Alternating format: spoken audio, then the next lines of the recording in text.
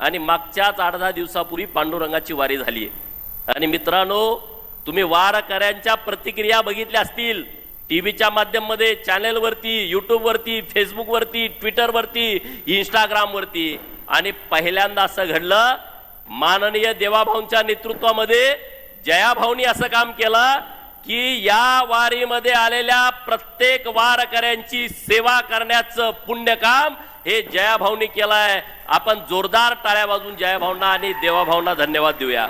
वारकरी उघड्यावरती राहू नयेत म्हणून त्यांच्यासाठी मोठमोठे मंडप, ज्या मंडपामध्ये हजारो लोक मुक्काम करू शकत होती, मला वाटतंय 54 ठिकाणी अशी व्यवस्था राज्य सरकारच्या माध्यमातून जयभाऊंनी देवभाऊंनी केली होती।